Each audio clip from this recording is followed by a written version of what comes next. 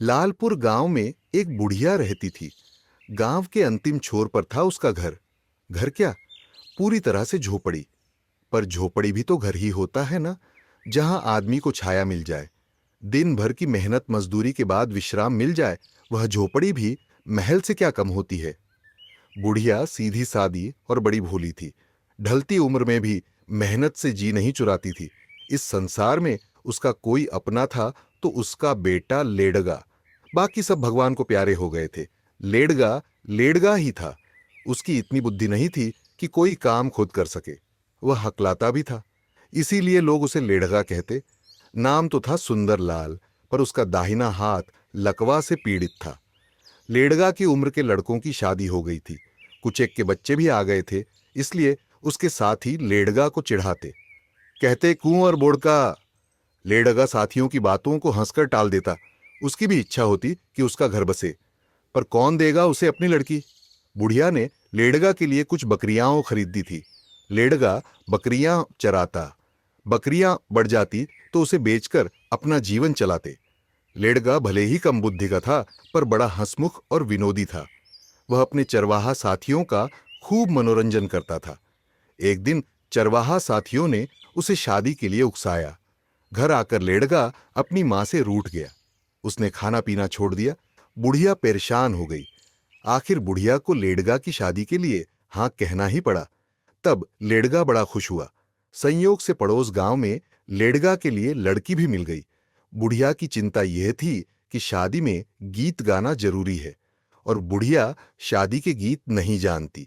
इसलिए उसने विचार किया कि कहीं जाकर किसी से शादी के गीत सीखा जाए।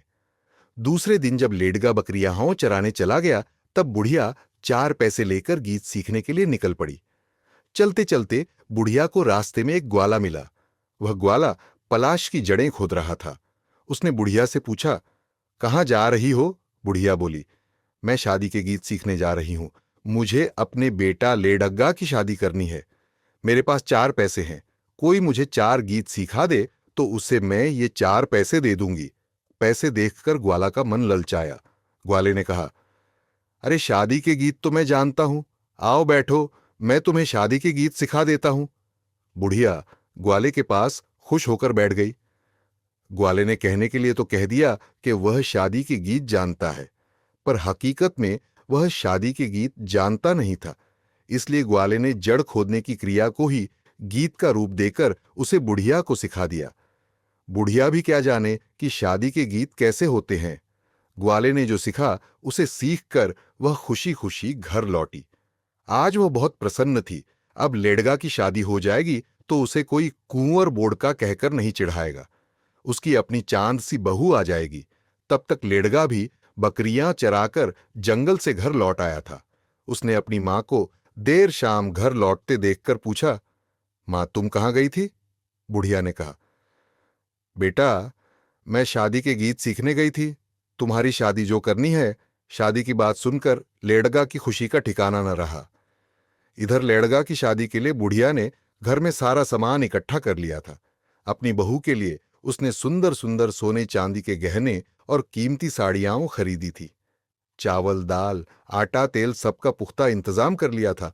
लेडगा उसका एकलौता बेटा था तो लेडगा पर उसकी आंखों का तारा। बुढ़िया ने सोच लिया था कि वह लेडगा की शादी बड़े ठाट बाट से करेगी। लोग देखते रह जाएंगे। खाना खाकर रात में बुढ़िया और लेडगा सोने लगे। तभी लेडगा कहता है, मां तुम जो शादी के गीत सीख कर आई हो उसे गाकर सुनाओ ना। बुढ़िया कहती है, हाँ बेटा सुनो, मैं तुम्हें वे 4 गीत सुनाती हूं जिसे मैं 4 पैसों में सीख कर आई हूं। इसी बीच दुर्भाग्य से कुछ चोर बुढ़िया के घर के पीछे चोरी करने के लिए सेंध लगा रहे थे। चोर भला ऐसा मौका कब छोड़ते हैं। उन्हें तो पता था कि बुढ़िया लेडगा की शादी करने वाली है। उसने अपनी बहू के लिए सोने चांदी के गहने बनवाए हैं। चावल दाल आटा तेल से बुढ़िया का घर अटा पड़ा है। चोर इस मौके की ताक में थे। बुढ़िया चोरों से अनजान अपने बेटे को शादी के गीत सुनाने लगी, जिसे वह ग्वाले से सीख कर आई थी। बुढ़िया पहला गीत गाती है, खोद रहे बेटा, खोद रहे बेटा रे खुदुर खादिर, रे खुदुर खादर, खोद रहे रे बेटा खुदुर खादिर। बुढ़िया की आवाज सुनकर चोर समझते हैं कि बुढ़िया जान गई है। अतः सभी चोर जमीन पर लेट जाते हैं कि उनकी चोरी पकड़ी न जाए। बुढ़िया दूसरा गीत गाती है। पड़े हैं बेटा, पड़े हैं बेटा, अरे लकड़ी बराबर, अरे लकड़ी बराबर। पड़े हैं बेटा, अरे लकड़ी बराबर। चोर डरकर उकड़ू बैठ जाते हैं और टकटकी लगाकर अंधेरे में देखने लगते हैं। बुढ़िया तीसरा गीत गाती है। देख रहे बेटा, देख रहे बेटा, अरे टुकुर टाकर, अरे टुकुर टाकर। देख रहे बेटा, अरे टुकुर टाकर। चोर समझते हैं कि बुढ़िया पक्का जान गई है। अब तो भागने में ही भलाई है, नहीं तो वे सब पकड़े जाएंगे। चोर भागने लगते हैं। बुढ़िया चौथा गीत गाती है। भाग रहे बेटा, भाग रहे बेटा, अरे चचरंग चेनैया, अरे चचरंग चेनैया। भाग रहे बेटा, अरे चचरंग चेनैया। चोरों ने जाना कि बुढ़िया उन्हें भागते देख रही है, इसलिए सभी चोर तेज और तेज दौड़कर भाग जाते हैं।